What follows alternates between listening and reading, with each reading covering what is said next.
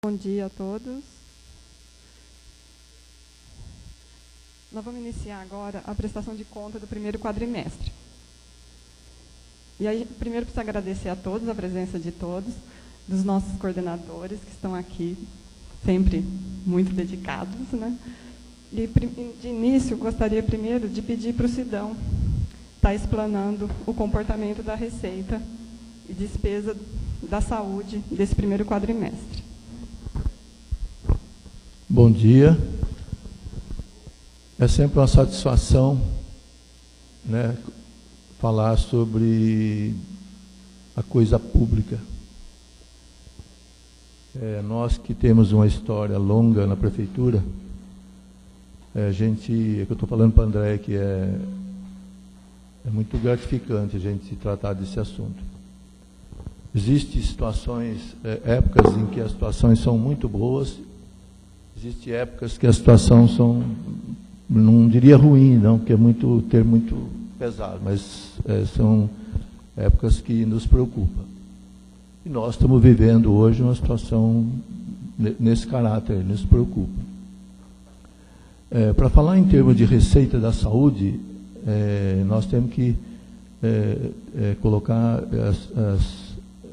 no nosso ponto de vista, não só ponto de vista, mas com alguns levantamentos que nós fizemos com relação à receita, e mais propriamente para 2015, que é um ano realmente aí de revolução, né, na economia, e de certa forma isso afeta o município, muito mais o município do que qualquer outro, ou o Estado, a União, porque eles têm elementos para superar esse tipo de dificuldade. O município não, ele é restrito, e então o grau de dificuldade a gente pode considerar como bem maior.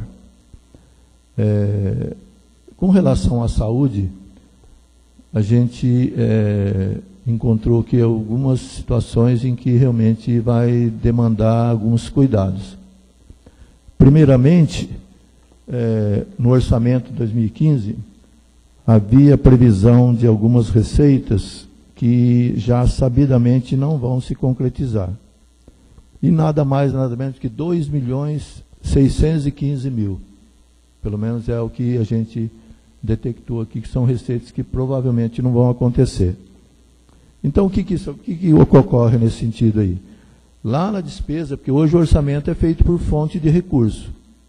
Cada receita tem o seu contrapartida lá na despesa, que é oriundo dessa arrecadação. Se essa arrecadação não acontece, obviamente que a despesa não pode ser efetivada. Então, isso aí já é uma preocupação. Uma outra preocupação que nos realmente preocupa é com relação àquela que a gente classifica de recurso próprio, que é a fonte 1 do orçamento. Por que isso aí acontece? Eu tive fazendo levantamento com os anos anteriores da prefeitura com relação a 3 receitas que são fundamentais para a prefeitura. 3 não, 2 mais especificamente, que é o ICMS e o Fundo de Participação. Eu coloquei tanto papel aqui que agora não estou achando. Um segundinho só. O ICMS, por exemplo, em 2013, nós havíamos uma previsão de arrecadação de 37.750.000. No primeiro quadrimestre, que é o que nós estamos analisando, a prefeitura arrecadou 11 milhões. 2013, 11 milhões. 2014, a receita, obviamente, a previsão sempre tem um aumento. Em épocas normais da economia,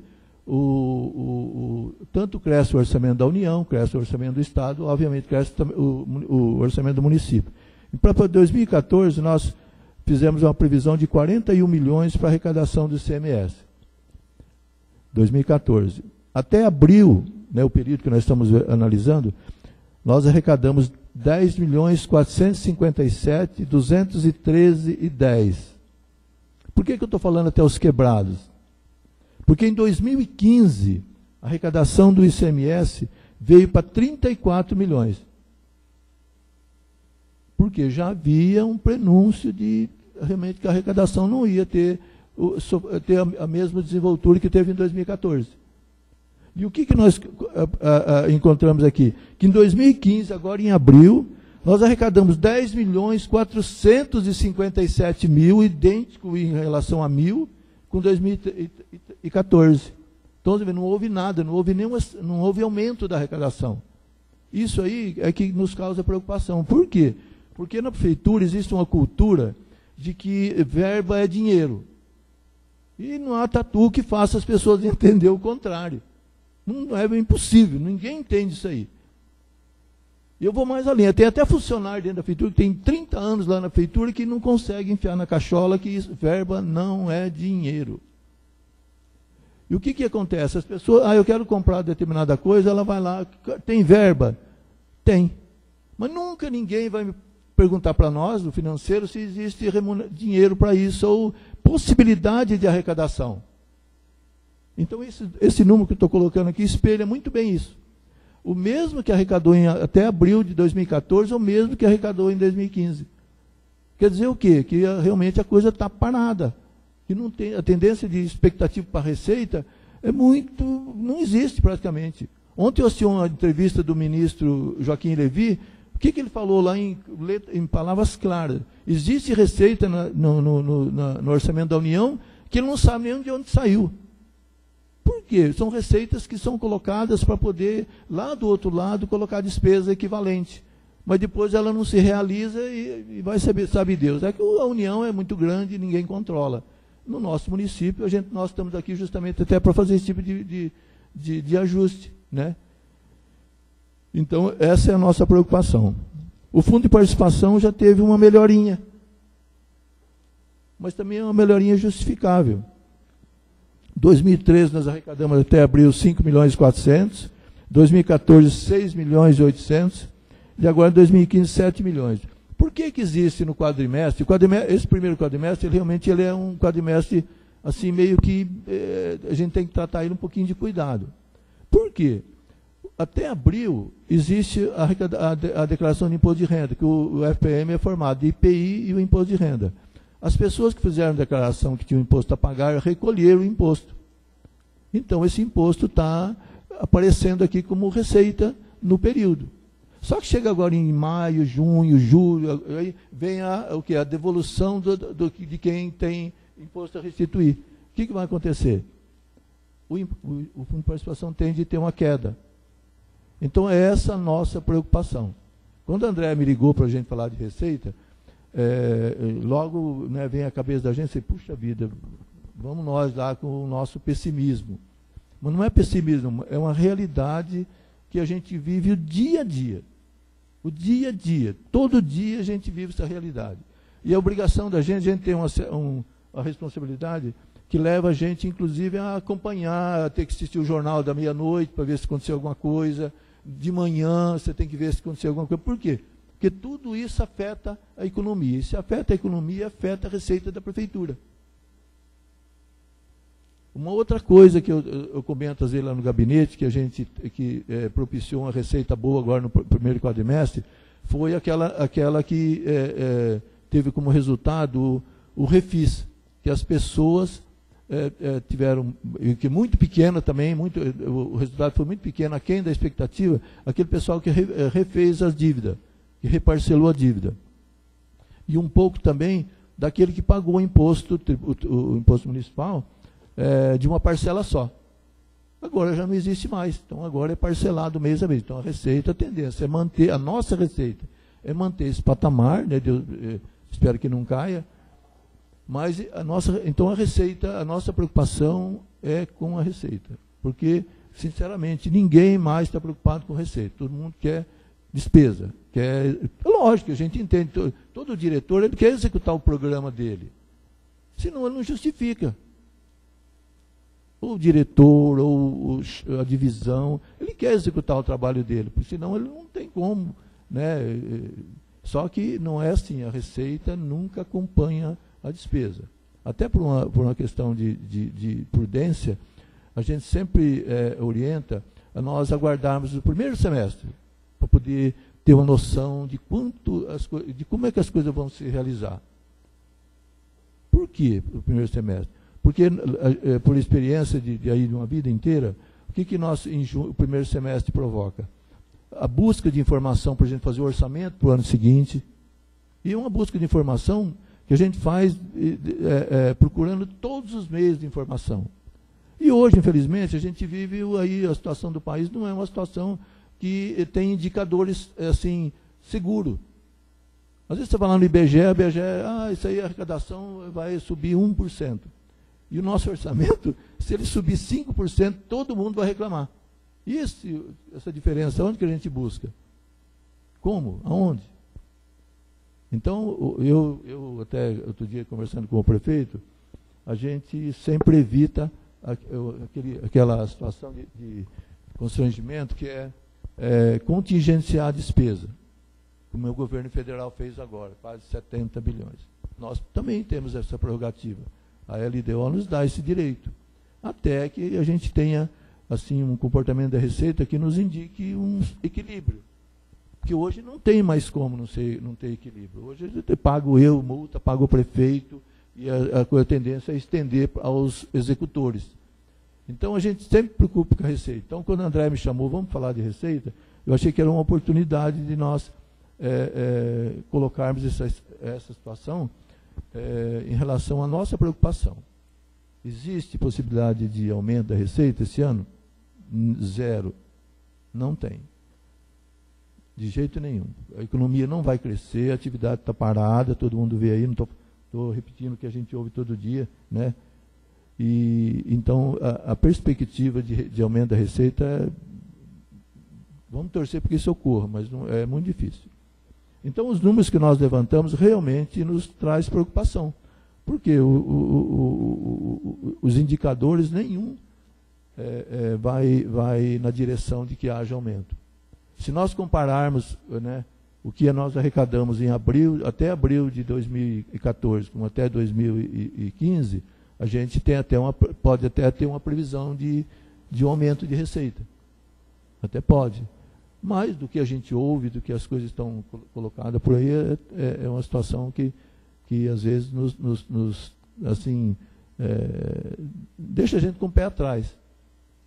Então, para falar de receita, o que eu gostaria de dizer para vocês é isso aí.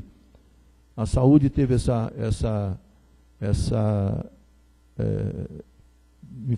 infelicidade de ter algumas receitas que foi conseguida no orçamento que o pessoal mesmo da saúde quantifica aí como impossível de entrar. Então, nós já estamos considerando esses 2.615.000 como receita a menos da saúde. E, obviamente, a despesa também, a gente já está passando uma borracha lá para que ela não seja implementada, senão vai também. E nem sequer para usar como recurso para poder suplementar outras verbas. Então, o que eu gostaria de dizer para vocês é isso aí. A gente se preocupa, né? Nós levamos para o gabinete com frequência essa preocupação, inclusive em números. Na quinta-feira, dia 28, nós vamos ter uma audiência pública aqui de novo com a Comissão de Finanças da Câmara, indicando, né, toda essa preocupação. E de maneira que a situação nossa é o que está sendo estabelecido aí. Obviamente que a expectativa nossa, né, é que isso talvez ocorra, né, não tão com a gravidade que a gente, pelo menos, está enxergando aí, que possibilite que cada um, principalmente na área da saúde, que a gente tem aí envidado todos os esforços para que ela não sofra solução de continuidade.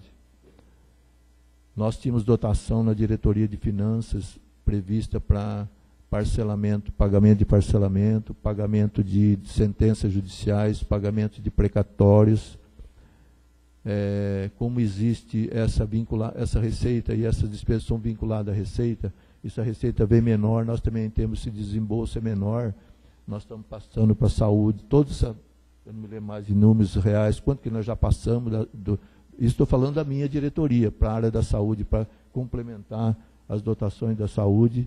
Essa é dinheiro realmente, não é verba aleatória, não, essa é verba que tem o recurso financeiro, inclusive.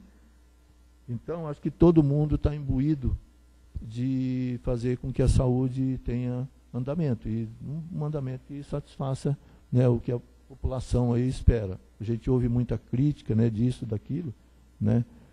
E então a gente está, o prefeito pediu, nós estamos cancelando todas as verbas que são passíveis de não utilização. Outra coisa que nós vamos usar também agora, ainda não tomamos nenhuma atitude nesse sentido, é fazer um levantamento de todo o investimento de material, equipamentos que não haja necessidade, nós vamos cortar as dotações e passar para a saúde, né? E, enfim, hoje, quando a gente fala em receita, não é bem receita, é cortar a despesa. Ela também tem o mesmo significado. Se corta de um lado, sobra para injetar na saúde. O ano que vem vai ser um outro problema. É um outro problema sério, porque a essas alturas, muitos dos compromissos já vão estar consolidados, né? Concorda, né, André? São compromissos que vão estar consolidados e vão ter que estar, de novo, referenciados no orçamento. Então, eu sempre falo para o Toyota, vamos tirar de onde, fechar o olho e botar a mão ali, vamos tirar daqui. Doa quem doer. É lógico que a gente arruma um sem número de inimigo, né? Eu não estou muito preocupado com isso aí, não. Acho que a gente tem que executar aquilo que é prioridade. Eu me lembro, há uns 10 anos, aí a gente colocou a educação como prioridade. E hoje é isso que a gente vê aí. E hoje é aquilo que a gente comenta lá. A saúde é prioridade.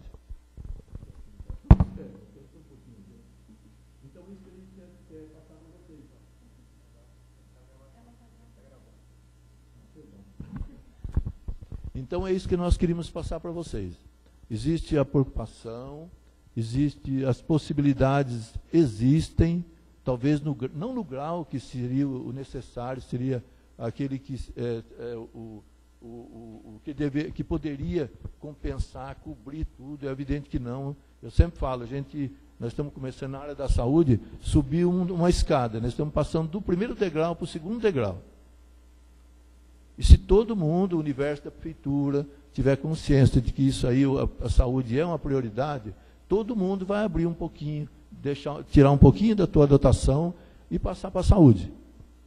Se não o fizer assim, com certeza vai ser meio que na marra, porque essa é a prioridade hoje da administração, fazer com que a saúde tenha aí uma solução de continuidade melhor, e melhorando, e melhorando, e melhorando. É isso aí que nós queremos. Mas, infelizmente, a gente tem que se preocupar com a receita, que ela não acompanha esse mesmo ritmo da necessidade. Nem o município, o Estado, nem a União, nós, né? Mas a gente tem aí os elementos que pode ensejar uma melhora, assim. Eu sempre digo, quando a gente faz o plano de plurianual, é um plano de 4 anos. Eu sempre falo que nós sonhamos, a gente fica sonhando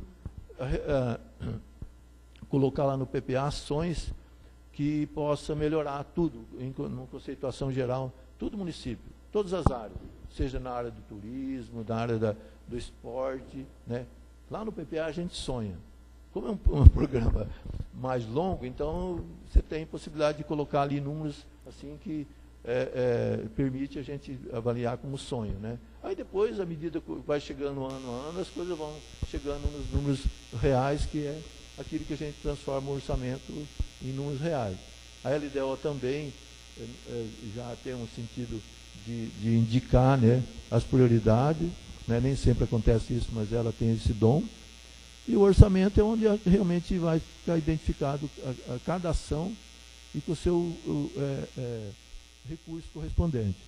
O orçamento hoje ele é feito assim, ele tem as fontes de recursos, todo o orçamento, se pegar o orçamento da saúde, você pode ver lá que tem um número lá na terceira ou quarta coluna, que tem um número lá. Aí você vai lá no final da parte, você vai ver lá que tem de onde sai aquele dinheiro, que é a fonte que nós... Por que existe isso? É que para que todo mundo, para que o executor do orçamento tenha a mínima noção do que ele pode gastar. Por isso que a nossa preocupação é a fonte 0, lá a fonte 1, né, no caso 1, que é o recurso próprio. Porque todo mundo acha que o recurso próprio tem a vontade, pode gastar no que quer, e não é bem assim, não. A gente sempre, o Tribunal de Contas sempre colocou para nós uma condição seguinte. Por exemplo, quando a gente fala em fonte 1, recurso próprio, pode tudo. Não, de forma nenhuma. A fonte 1 é recurso de imposto.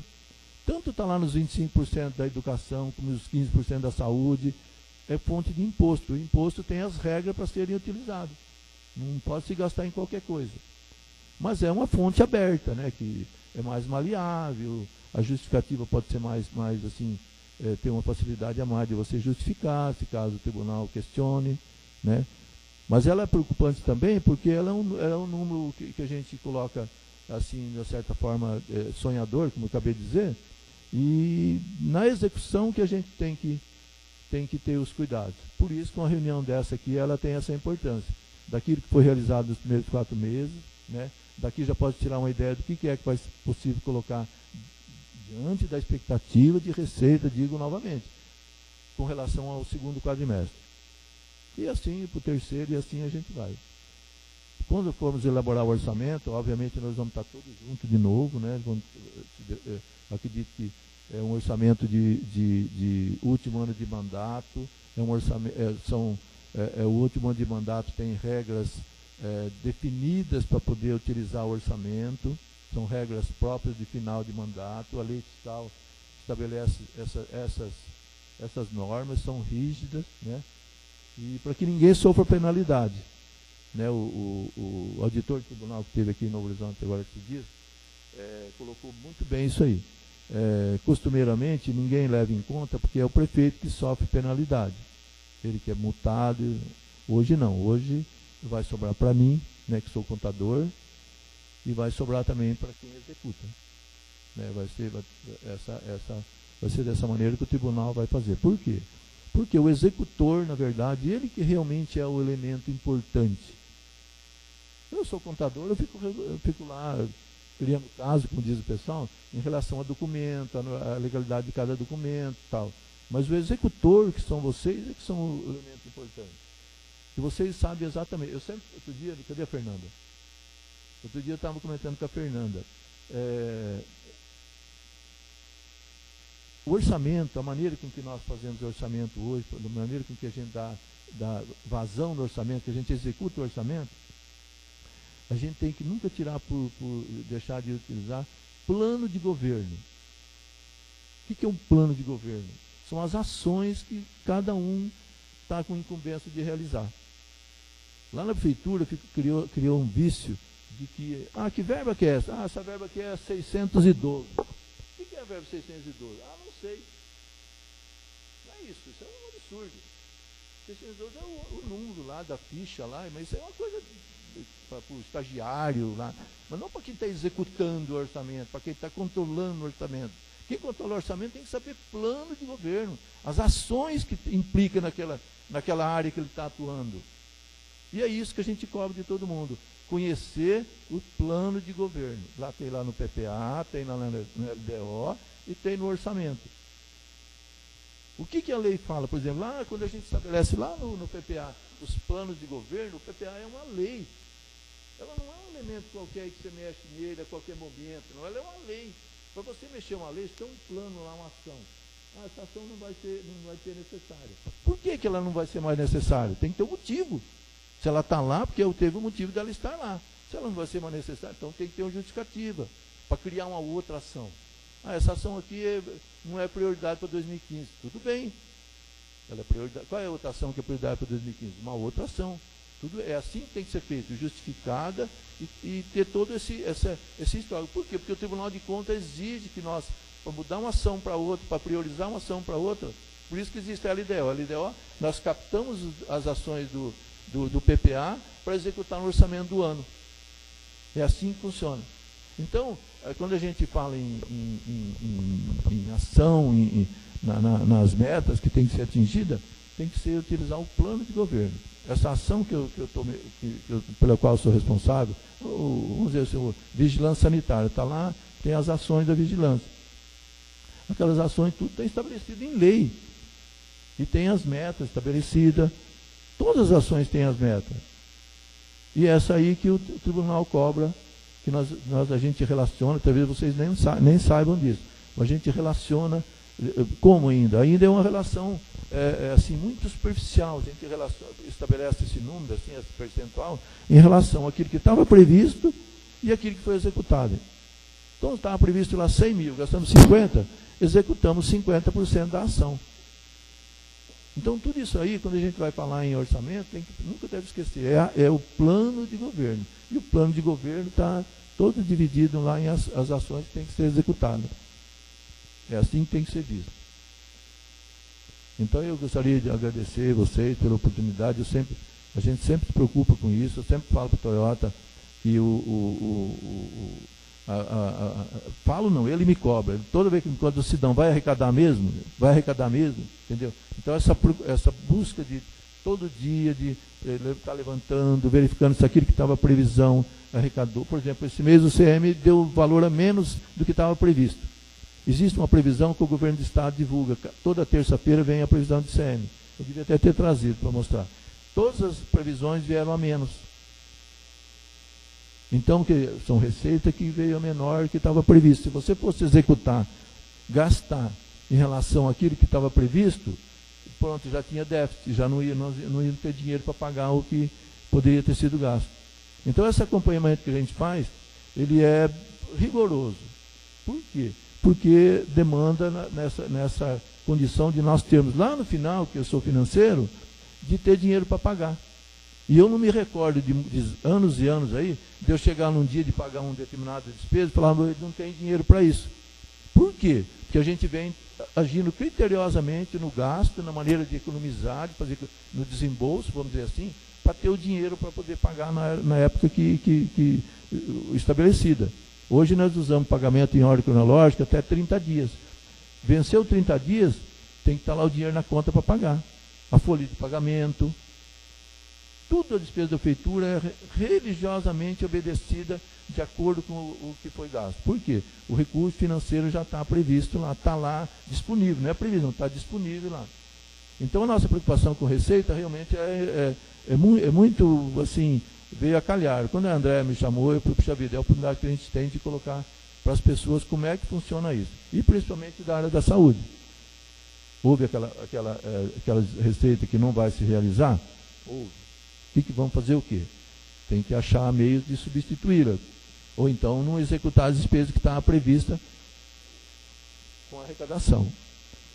Mas, mesmo assim, ainda existem as receitas que, obviamente, cobrem despesas que a gente sabe que são obrigatórias.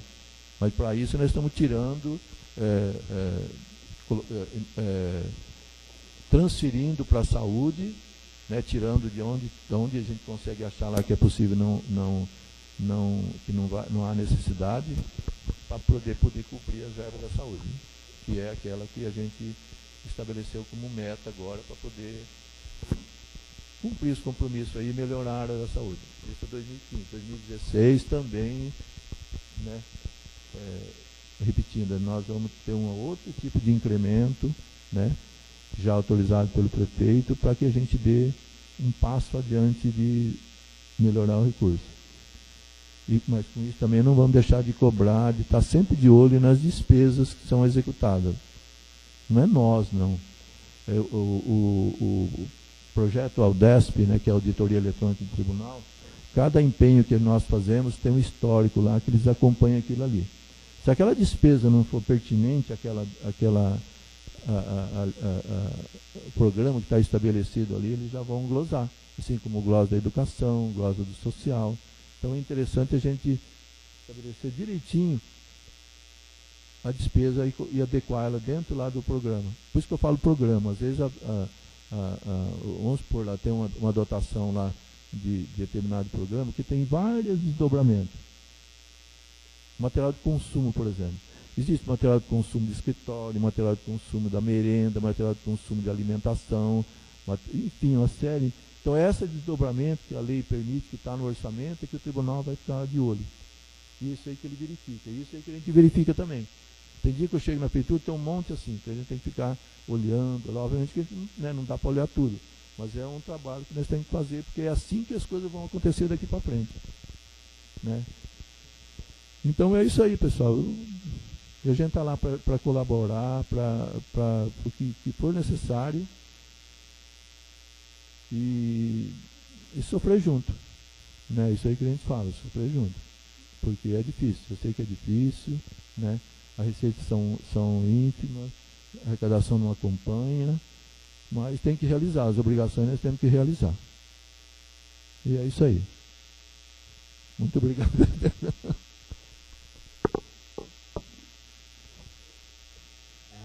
Obrigado, Sidão, pela explanação. Acho que ficou claro para todo mundo.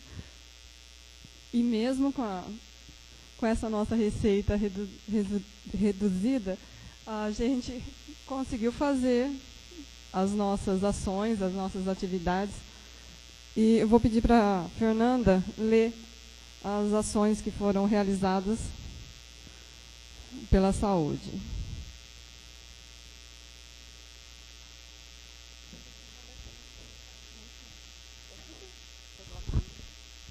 Tá bom.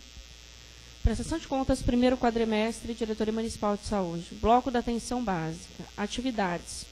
Consultas médicas relacionadas à clínica geral, obstetrícia, ginecologia, pediatria e visitas domiciliares, no total de 12.977 atendimentos. Vale lembrar que atendimento é diferente de pessoas atendidas, né? Dentro da mesma consulta pode ter 2 ou 3 atendimentos.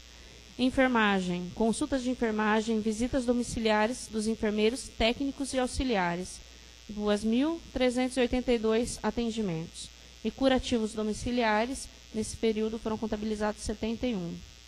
Procedimentos de enfermagem, que são inalações, curativos, injeções, retiradas de ponto, glicemia, controle de pressão arterial, administração de medicamento, os medicamentos de hanseníase e tuberculose, coletas de exames laboratoriais, 16.133 procedimentos.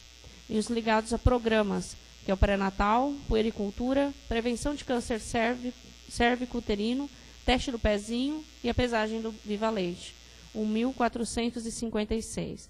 Consultas e visitas domiciliares da nutricionista, 126. Odontologia, aqui engloba as unidades básicas e o centro de especialidade odontológica. Consultas e procedimentos, 7.446 atendimentos. Indo para o bloco de atenção de média e alta complexidade, as consultas médicas aqui se referem à cardiologia, pneumologia, otorrino, né? Foram 5.726 consultas. As consultas os atendimentos de fisioterapia e terapia ocupacional, tanto do centro de fisioterapia quanto do centro de saúde, que é o grupo de mama, foram 7.990 atendimentos. Os exames de imagem, que é ultrassonografia e mamografia, foram 807. As próteses dentárias do laboratório de prótese, que é ligado ao Centro de Especialidades Odontológicas, 155. E os exames laboratoriais de análises clínicas, 11.154 exames. Na questão da assistência farmacêutica, pacientes atendidos foram 29.871. E as ordens judiciais de medicamento, são 20 ao todo hoje, né, no quadrimestre. Os atendimentos de alto custo, as pessoas atendidas hoje, nesse quadrimestre, foram 2.928, que estão em manutenção, é a mesma quantidade. Renovação, que é um período que depende de cada medicação, tem alguns de 3 meses, outros não, 868 atendimentos. E pessoas que deram entrada no alto custo no programa, nesse quadrimestre, foram 132 pessoas. Agora, da vigilância epidemiológica, eu só vou fazer a leitura dos óbitos, que nesse quadrimestre foram 65, em contrapontos nascidos vivos 246. E para explicar a questão da vigilância epidemiológica, agora é outra Fernanda.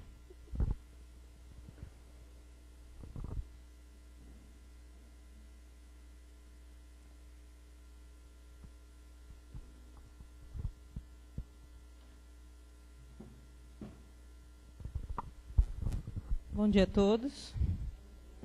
Falar sobre o combate à dengue, que foi muito trabalhoso nesse primeiro quadrimestre, tá? Nós tivemos no Casa a Casa, que é nosso trabalho de rotina, né? Foi no comecinho de janeiro ainda que a gente desenvolveu. Nós tivemos 1.662 visitas a imóveis. Aí já começou os casos e começou a aumentar, nós tivemos que parar o Casa a Casa. Atendimento à notificação, que são as pessoas que reclamam, que ligam, que denunciam. Então, a gente vai atender. 1.941 atendimento a notificações. Então, o nosso telefone tocou muito nesse período agora, até abril. Pontos estratégicos são as visitas que a gente faz quinzenalmente em locais onde há dispersão, né, de recipientes, onde o vetor ele pode se proliferar muito mais. Então, a gente visitou 207 visitas, realizou 207 visitas nesses pontos. A média seria fazer 150 se fosse quinzenalmente. A gente faz 2 visitas por mês. Mas o que acontece? Quando a gente tem um bloqueio, que é um caso suspeito ou positivo de dengue, a gente volta, muitas das vezes, entra o ponto estratégico. Então, a gente tem que refazer, mesmo que faz quinzenalmente, a gente refaz. E os pontos estratégicos, hoje em dia, como a gente tem trabalhado? Por exemplo, eu tenho a visita quinzenal.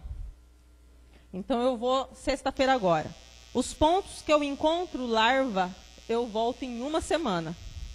Eu não volto daqui 15 dias. E volto, normalmente, depois, na visita de rotina, a cada 15 dias. Quando eu encontro larva nele pela segunda vez, eu já falo para o responsável pelo imóvel, ó, está tendo reincidência. Se continuar assim, eu vou ter que tomar outra medida, né? Para ver se eles começam a se atentar, porque são pontos onde está instalada essa empresa ou esse imóvel, ele pode contaminar muito rapidamente, porque há muito Aedes voando por ali. Imóveis especiais, aí já é dispersão de pessoas, onde tem muitas pessoas circulando, hospitais, clubes, escolas, creches, tá? Mesma coisa do ponto estratégico, só que ele é feita a visita 1 vez ao mês. Se fosse num casa a casa rotina, nós demoraríamos aí 2 meses e meio para fazer. Mas esses locais não podem levar tanto tempo assim. Então, ele é visitado 1 vez ao mês, e no caso de bloqueio, ele é refeito de novo. E quando tem larvas também a gente volta. Tá? Se é encontrado na visita, a gente volta. Bloqueio e controle de criadouros. Aqui já entra quando é suspeito ou positivo de dengue, quando chega para nós. Tá? Então, nós realizamos 24.177 visitas. A média por mês seria 8.059. Então, nós visitamos muita casa nesses 3 meses. E a nebulização vai quando é confirmado o caso de dengue. Nós realizamos 11.444 nebulizações em residências, uma média de 3.814 por mês. Fora jornais, a mídia, né, que a gente foi direto falar, conscientizar a população, porque combate à dengue nós fazemos, a equipe faz, mas ela é um dever de todos, né? E às vezes, nesse atendimento à notificação aqui, a gente acaba recebendo o telefonema porque o vizinho tem um terreno do lado da casa dele e tem um potinho com água. Ele não pode ir lá e virar o potinho. A gente tem que ir lá e virar o potinho, entendeu? Então, é uma coisa que é de todo mundo. Então, o trabalho de educação é muito importante. Nós tivemos envolvidos com a educação, com a diretoria de educação, fizemos um trabalho e estamos vendo o retorno desse trabalho, porque foi solicitado para as crianças fazerem um trabalho com os pais, fazerem maquete. Então, eles foram no nosso setor, eles têm se envolvido, a sociedade tem se envolvido, e os pais também têm ido até o nosso setor, porque eles estão buscando material, porque eles têm que fazer o trabalho junto com as crianças. Então, a gente tem visto isso. Então, quanto mais envolve, é melhor para a gente. Por quê? O combate à dengue a gente faz com eliminação de criadouros, mas principalmente com a educação. Tá? Então, a gente tem visto um crescimento nessa área. Fora o que a gente já vinha fazendo, a educação está nos dando uma abertura maior, a gente está conseguindo fazer esse papel. Tá? E da minha parte, mais era isso. Né? Agora, já os casos já estão diminuindo, graças a Deus. Né? Estamos aí com alguns casos, a transmissão dentro da cidade a gente tem contido. Tem aparecido um ou outro caso e estamos voltando um pouquinho como quando começou os casos, começou com casos importados. Eu estou com 3 casos nesse momento, fazendo o trabalho. 2 deles, a pessoa mora em Bauru, pegou lá e veio para a casa dos pais se tratar. Está aqui, no período de transmissão, então tem que realizar. O outro foi para o Mato Grosso, voltou com dengue, eu tenho que fazer todo o trabalho. E um foi aqui mesmo, de um outro bloqueio que a gente tinha feito. Então, é isso, a gente está conseguindo. Por que a coisa se alastrou até tanto? a nível da nossa regional, nós somos a melhor cidade, se for ver em números, em casos, em porcentagem. Mas por que esse ano foi um atípico? Porque estourou Catanduva, e a gente sabe que Catanduva é uma cidade polo, né? Onde a gente tem pessoas que vão passear, pessoas que vão para médico, né? Vão para escolas e retornam. E se a gente pegar o nosso histórico lá dos primeiros casos, são importados, maioria vindo de Catanduva, né? Como agora está acontecendo alguns outros casos importados.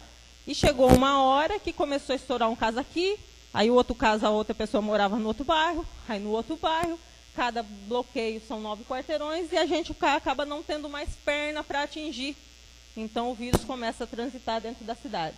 Mas graças a Deus a nossa equipe aumentou agora em abril, né? Dia 22 de abril chegou para mim mais 10 novos agentes. Então agora a gente está conseguindo fazer, a gente está conseguindo começar a fazer as intensificações também. Então quando começa a faltar bloqueio, graças a Deus começa a faltar o bloqueio, eu começo a fazer intensificação naquela área que há muito tempo eu não visito, né? Por causa dos bloqueios não consegui chegar, graças a Deus não teve problema, mas há muito tempo eu não passo. Então eu faço a intensificação naquele ponto. Apareceu o bloqueio, a gente vai, desloca a equipe toda para fazer o bloqueio, solta a nebulização. Como a gente está com falta de inseticida, o inseticida a nível nacional, porque ele é importado e a fabricante não está dando conta, né? Então ele está para chegar agora para a gente no final desse mês. Eu devo ter lá em estoque uns 4 ou 5 litros só. Então, por ordem, por recomendação da própria SUSEM, a gente está nebulizando a quadra do positivo e a quadra em frente ao positivo, até que se chegue esse inseticida e a gente possa concluir o trabalho completo, realmente, tá? Mas, graças a Deus, a gente tem conseguido agilizar e fazer esse processo mais rápido, então a gente está segurando os casos aí. Eu tenho que atualizar, porque chegou uns ontem, mas nós estamos em torno de 302 casos positivos, com 425, 26 notificações, né? No total, mais 302. Agora sim, nós chegamos a ter por semana, às vezes, 50 notificações, 40 notificações.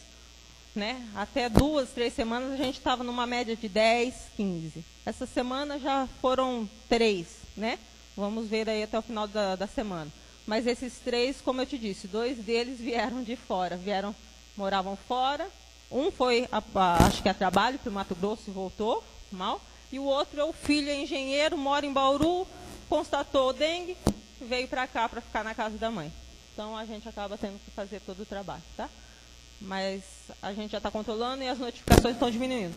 Em contrapartida, existem municípios, nas reuniões da SUSEM a gente tem ido, tem municípios que ainda têm apresentado 60, 120 notificações por semana.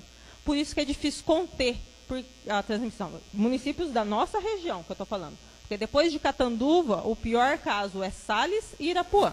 Tá? E Urupês também agora deu uma crescida e Itajubi. Que está aqui do lado. E a gente... Sales mesmo, eu tive gente que foi para a prainha lá, e lá estava sem agente, estava sem equipe, fizeram um mutirão para trabalhar, a própria SUSEM estava vindo nebulizar de Rio Preto, nem de Catanduva, de Rio Preto, porque a coisa estava complicada ali. Então a gente tem cidades vizinhas, onde muitos têm parentes, visitam, e é difícil controlar. Chega aí, tem um período de incubação de 3 a 15 dias, a pessoa viajou, volta, dali a pouquinho está estourando. Um local que estava todo feito o trabalho, eu considero, graças a Deus, controlamos ali. Porque nós tivemos um grande crescimento na São Vicente Aeroporto, pegou bastante, praticamente de ponta a ponta dela ali. Num final de semana ainda, que o pessoal foi feriado, viajou, quando voltou um monte de gente. E aí a gente teve que correr, foi complicado, mas conseguimos segurar. Parou ali, de repente, agora me surge 2, que é desses que viajaram, que vieram de fora.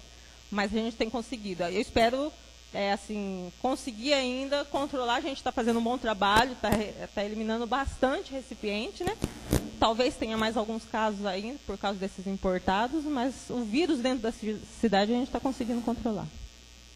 Era isso da minha parte, obrigada. Agora eu gostaria de chamar o Nico para fazer a parte da vigilância sanitária.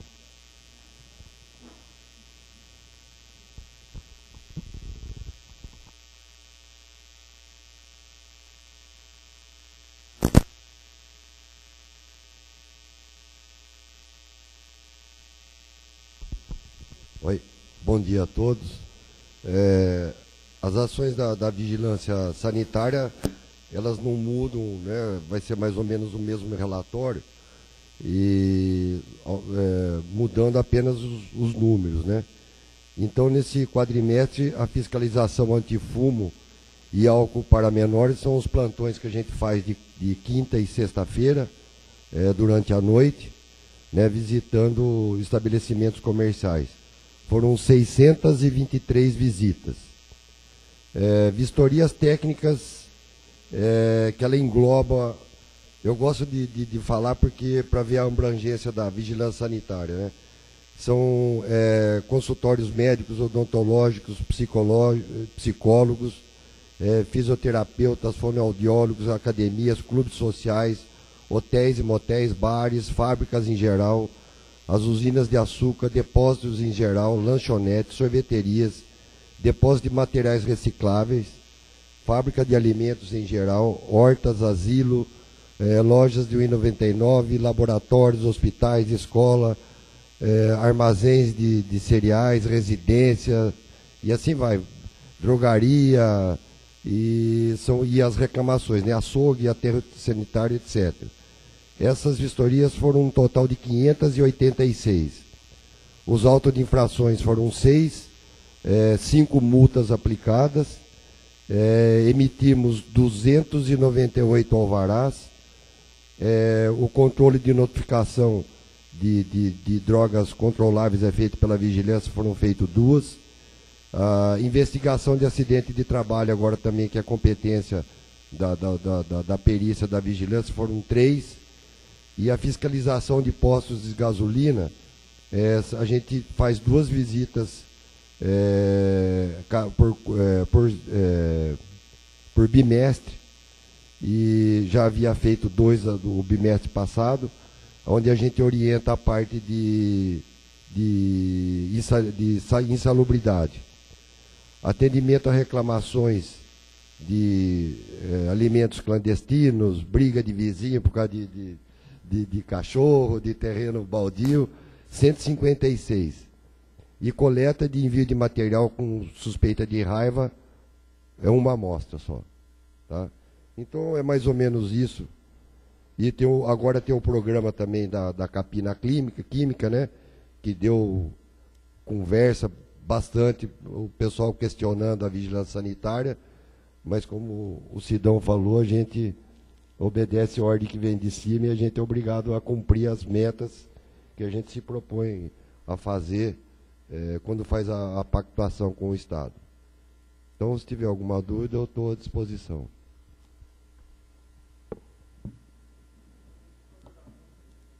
Não, o valor aqui eu não tenho.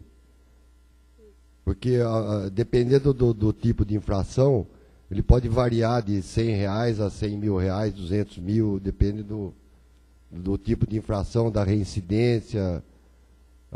Isso aí eu tenho lá na vigilância, mas no momento não posso te informar. Então é isso aí, a gente está à disposição lá.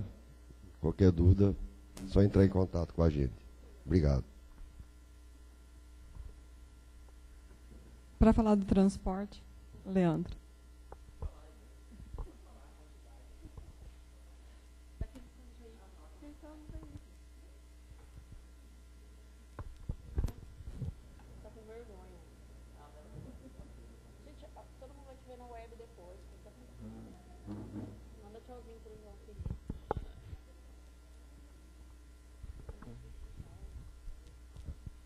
Aqui o transporte, os pacientes transportados para as referências aqui, deu 7.636. E a referência é os municípios que foram, Brasília, Araraquara, Barretos, Bauru, Campinas, Catanduva, Rio Preto, Ribeirão Preto, São Paulo, Marília, Botucatu, Jaú, Sorocaba e José Bonifácio. E foram adquiridos também 5 veículos novos, né, que é de 2014 a 2015. Que é um veículo transporte para cadeirante, 2 um que foi para Barretos, né, que é com ar condicionado, uma Boxer, né, completa, uma que vai para Rio Preto, faz a linha de Rio Preto, e outras 2 que vai para São Paulo também. É veículos adaptados, entendeu, com maca, e faz os encaminhamentos que vão também para Rio Preto, que é inclusive tem a transporte cadeirante, que a gente usa aqui na fisioterapia e usa também para São José do Rio Preto, que tem a Luci Montoro lá e a ACD. Isso em São Paulo também, entendeu? E aumentou muito a demanda dos pacientes aqui. Antigamente o transporte era precário. Agora que esses veículos novos, entendeu? A gente consegue atender todo mundo. Inclusive em Barretos também, que estão pedindo um veículo, o veículo que ia para Barretos, que a Thaís, que também fazia o que era motorista, não tinha ar-condicionado, entendeu? Um veículo que dava manutenção, assim, e agora está indo esse veículo Boxer, que que o pessoal está gostando, entendeu? E São José do Rio Preto também.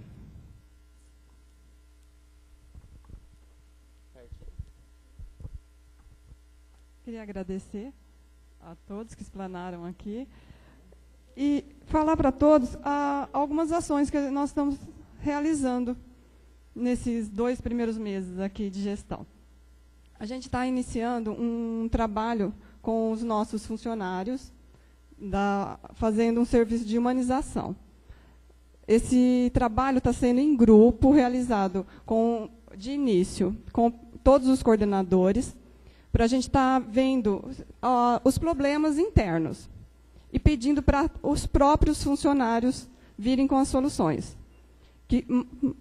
Eles são as principais pessoas que estão trabalhando ali, eles que sabem o que é a dificuldade e o que é a solução. Nós estamos com pequenas mudanças que estão já dando resultado, né? Estamos com um trabalho com o pessoal do balcão, que geralmente é a nossa cara ali, quando a pessoa chega, ela vai estar sempre olhando o pessoal, o atendimento do balcão, que é o primeiro, né? É aquela coisa, a primeira impressão é a que fica, que é o que a gente está muito preocupado. As meninas já estão com algumas ideias de mudanças para ver se consegue diminuir as filas, diminuir o estresse do atendimento ali, que o paciente está nessa frente ali. As meninas conseguiram algumas mudanças. Se vocês quiserem depois até ver, elas vão mudar bancos, vão estar pelo menos algumas filas para a gente tentar diminuir. E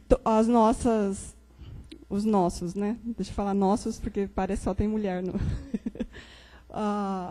os nossos coordenadores também estão implantando, a enfermagem já vai implantar alguns protocolos de atendimento para conseguir viabilizar esse atendimento melhor. Vamos iniciar também com a farmácia, que vai estar iniciando essa humanização. E também falar de algumas coisas, que nem a Fernanda, que a preocupação nossa também estava sendo com a dengue, né?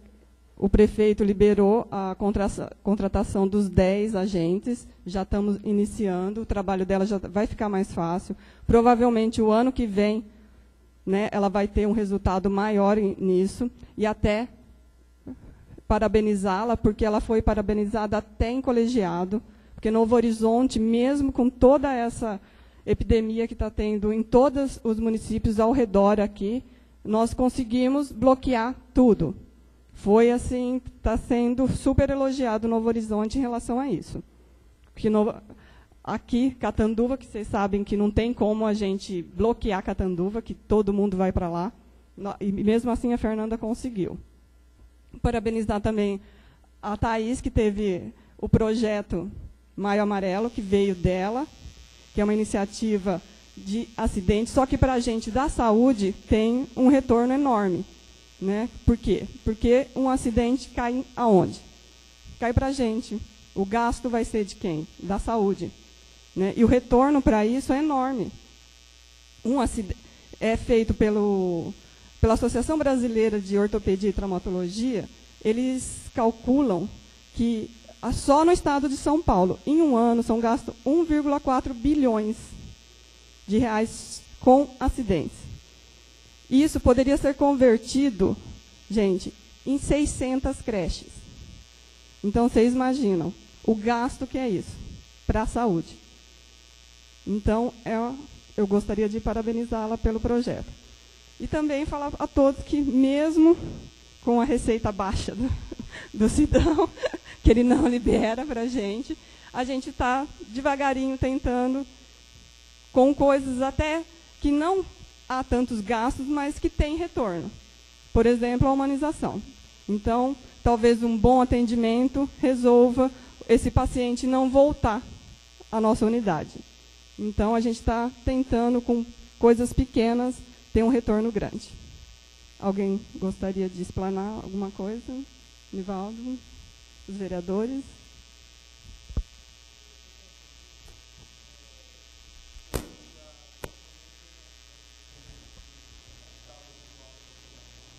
As internações são todas, a maioria nossa, internações mesmo, são judiciais.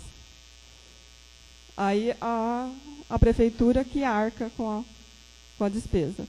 Então, são geralmente internações compulsórias.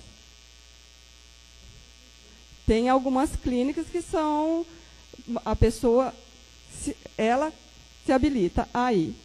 Então, tem algumas clínicas, mas aí não é compulsório. A pessoa pode sair a hora que quer. Então, mas a pessoa tem que querer. Então, tem essas que o município não disponibiliza. O município não arca com nada. Que são, tem a Techuvá, tem algumas que são.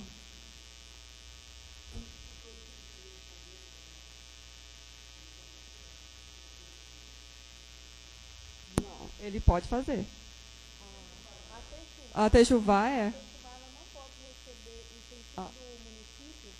Ela tem aquele convênio com o Senad, né, estadual. Ela recebe os munícipes sem o município ter que arcar com nada. Ela tem esse convênio com o governo do estado. Então, ela atende os munícipes e não cobra nada do município.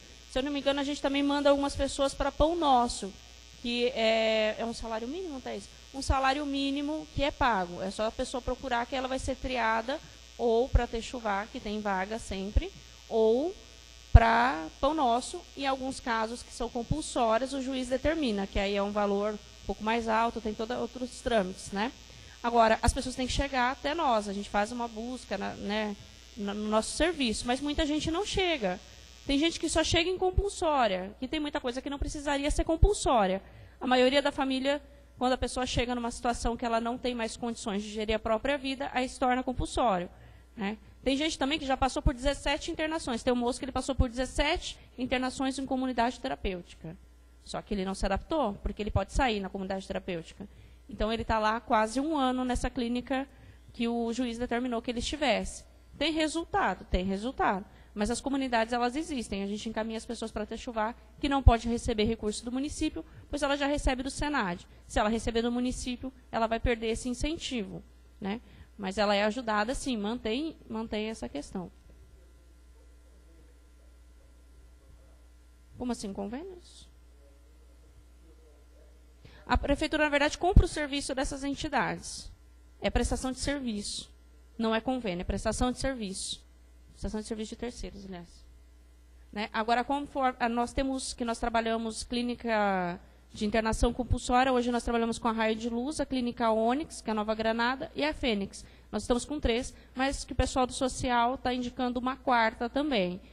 Nós temos, deixa eu pensar quantas pessoas internadas, umas 6 pessoas internadas, compulsórias, 6 pessoas internadas, 2 mulheres e 4 homens. O custo varia de R$ 1.500 a R$ 1.900. Nós temos um adolescente também por mês. E as pessoas, o mínimo são 6 meses, mas a única pessoa que pode dar alta é o juiz. Então, nós temos um caso que está aguardando, 2 casos, que estamos aguardando há 2 meses a resposta do juiz para poder liberar as pacientes. Enquanto isso, vai pagando. Mas é para melhora do paciente, né? Mas muitos casos podem ser evitados antes de chegar na compulsória. Que aí tem todo o trabalho de rede que o CAPS agora também está fazendo esse trabalho, né? Com muitas pessoas, eles estão tentando, para não ir para a internação, minimizar esse caso no nível ambulatorial.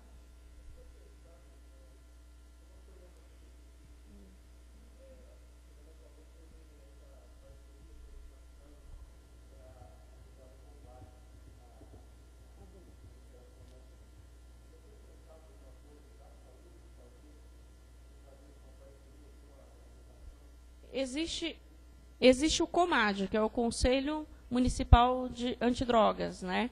Que é um órgão intersetorial. A gente está chegando agora, que até tem um ofício lá pedindo para indicar novas pessoas, né, nesses 2 meses, mas é uma questão que a gente vai ter contato agora para até trabalhar essa questão de intersetorialidade.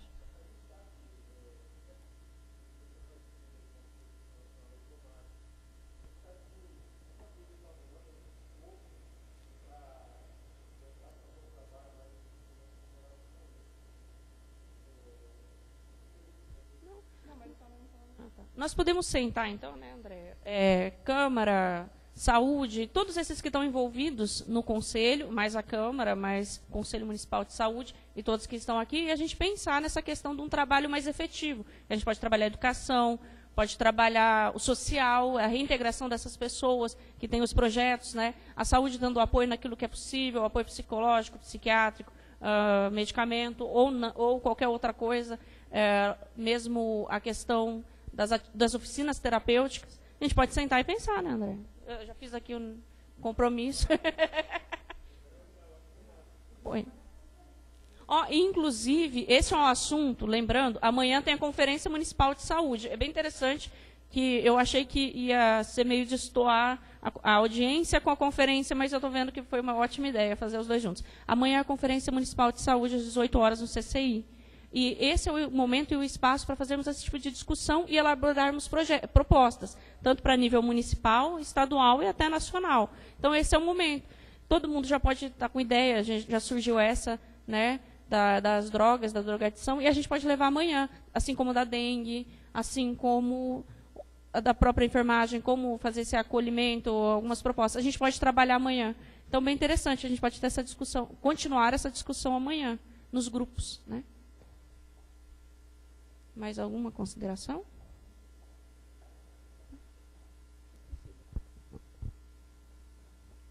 Como a Fernanda já adiantou, eu ia falar da conferência amanhã. Gostaria de convidá-la, eu acho que já foram convidados, né? Acho que já receberam convites. E a gente espera vocês amanhã, às 18 horas, lá no CCI. E agradeço a todos. Alguém gostaria mais? Obrigada a todos. Então, até amanhã.